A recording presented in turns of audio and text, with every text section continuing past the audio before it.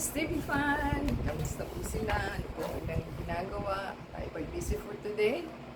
At nagkakaproblema po tayo sa ating tripod. Mukhang nasira na po yung kanyang level na paano pa natin mai-adjust kung nasira. Ayaw na po mag-ano. So yan po ang ating items. Meron po tayong padala. Amazon po siguro ito kasi LBC. So, tignan po natin kung ano po ang ating items. So, hindi po natin alam at tayo po'y palabas lang. Alam po kung ano po ito. Atin pong alamin. Naka-plastic na LBC, naka-papel. Papel po siya. Ano kaya ito? Hindi po natin alam. Hindi natin mabasa kung ano. So, tignan na lang po natin.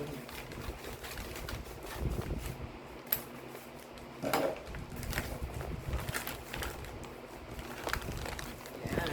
Meron po tayong resibo. Naputol pa. Ano ba yun? Kasi naman, tingnan nyo, naipit na siya doon. Sinalaksak na lang. Ay, nako. Ayan. So, Amazon nga pong ating items. 3x5 feet US Philippine flag, large American Filipino outdoor banner. So, $13.98 ang kanyang items at ang shipping po is $4.04.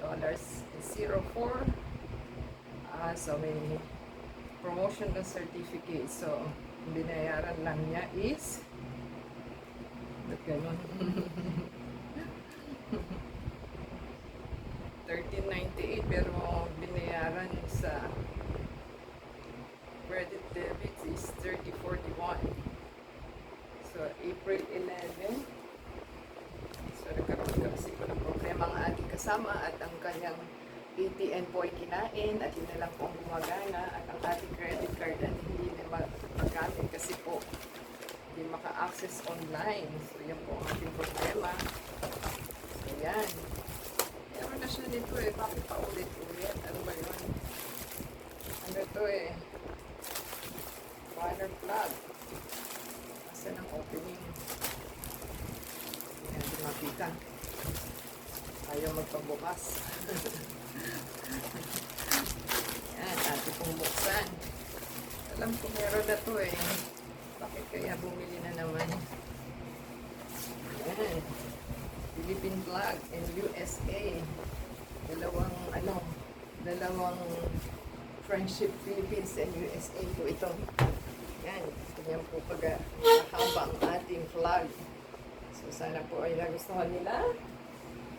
Ano pong masasabi ninyo sa friendship ng USA and Philippines? So, diba sa thumbs up po, comment down dito sa ating items, support po sa ating channel, i-play po yung ads and video from beginning to end, and add us sa Facebook, Twitter, TikTok, and Instagram. Till next time po, God bless everyone.